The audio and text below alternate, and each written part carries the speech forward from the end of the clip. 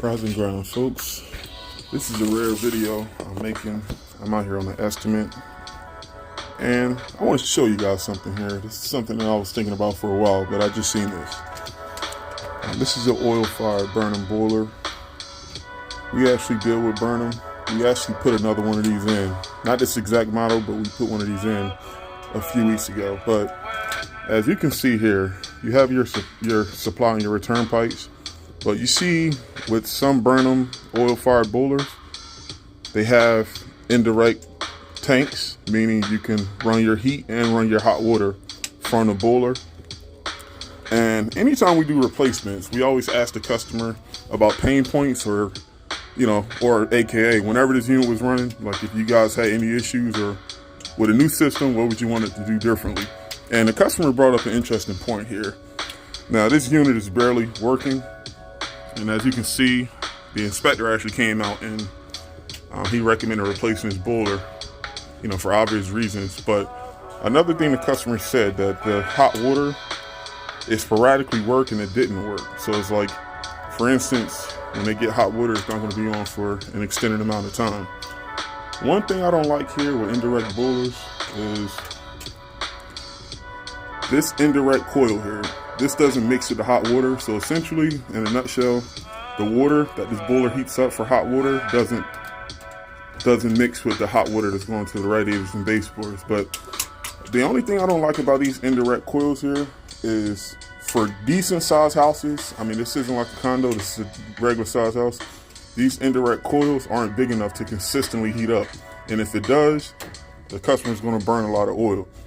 If we do have to keep the same setup with an indirect boiler, I'd rather pipe in the storage tank on the ground with an aquastat or relay. Essentially, that storage tank will store more hot water. But that's one thing I don't like about these indirect coils.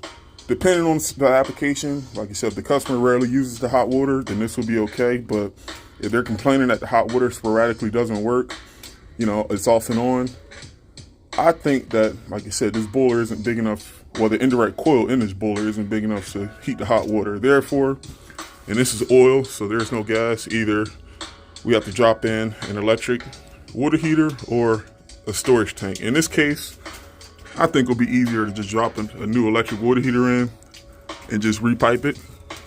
Where it's hot and cold, repipe it around the boiler, right on the side. But yeah, I never really was a fan of these indirect coils because just from the look of it, you can tell this thing is probably not going to heat depends on the size of the house. Like, it's not going to heat, the hot water consistently. The only way you can bypass that, the only way you can make that work is if you increase the temperature of the limit for the hot water. And like I said, the customer already said that they burn through a lot of oil doing that. But I think that, like I said, this is definitely going to have to I'll go up there and talk with the customer, but I'll definitely recommend a storage tank or a bigger water heater.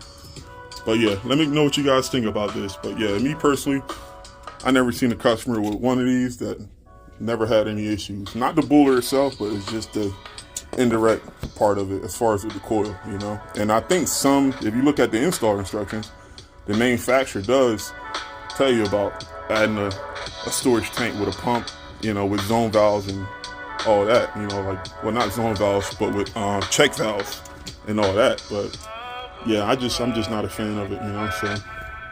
All right, guys, I got to finish this estimate. I'll go up there and wrap it up with the customer. But yeah, let me know what you guys think about this. I'll see you on the next one. Peace out.